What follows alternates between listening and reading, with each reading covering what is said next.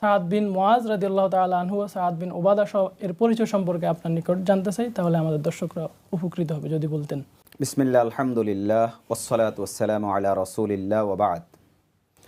রাসূলুল্লাহ সাল্লাল্লাহু আলাইহি ওয়াসাল্লামের সাহাবীদের মধ্যে অন্যতম দুজন বিশিষ্ট সাহাবী সাদ বিন মুআজ রাদিয়াল্লাহু তাআলা আনহু এবং সাদ বিন উবাদা রাদিয়াল্লাহু তাআলা আনহু। তারা দুজন মদিনার আনসারী সাহাবী। আল্লাহ রাসূল সাল্লাল্লাহু আলাইহি ওয়াসাল্লামের সাহাবীদের মধ্যে যারা মক্কা থেকে মদিনায় হিজরত করেছেন তারা হচ্ছে মুহাজির সাহাবী।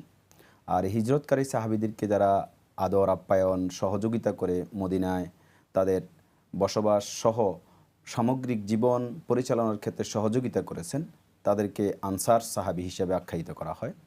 আল্লাহ রাব্বুল আলামিন কোরআনে কারিমে বলেন, ওয়াল্লাযীনা তাবাওয়াউদ-দার ওয়াল ঈমানা মিন ক্বাবলিহিম ইউহিব্বুনা মান হাজারা ইলাইহিম ওয়ালা ইয়াজিদুনা ফি সুদুরিহিম হাজাতাম মিম্মা উতু ওয়া ইউথিরুনা আলা আনফুসিহিম ওয়ালাউ কানা বিহিম খাসাসা ওয়া মান ইউকা শুহ্হা নাফসিহি ফাউলাইকা হুমুল মুফলিহুন।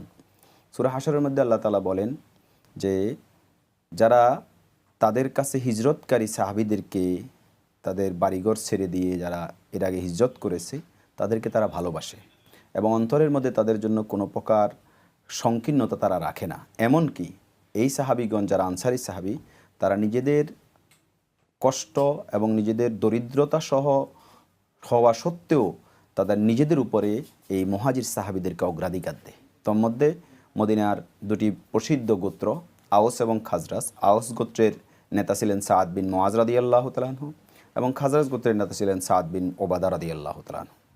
এবং এই দুজনের আহ্বানে মদিনার ম্যাক্সিমাম লোক প্রথম দিকেই ইসলাম গ্রহণ করেন এবং দুজনেই পরবর্তী জীবনে বিভিন্ন যুদ্ধে এবং রাসূলুল্লাহ সাল্লাল্লাহু আলাইহি সাল্লাম এবং সাহাবায়ে কেরামের সহযোগিতায় যথেষ্ট অবদান রাখেন।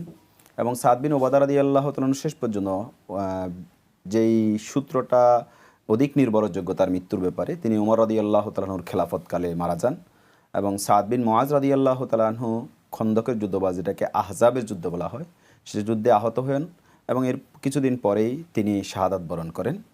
এই দুজন সাহাবী থেকে অসংখ্য হাদিস বর্ণিত হয়েছে। সহিহ বুখারী, সহিহ মুসলিম সহ ইতিহাসের গ্রন্থগুলোতে তাদের জীবনী সংক্রান্ত লম্বা আলোচনা রয়েছে।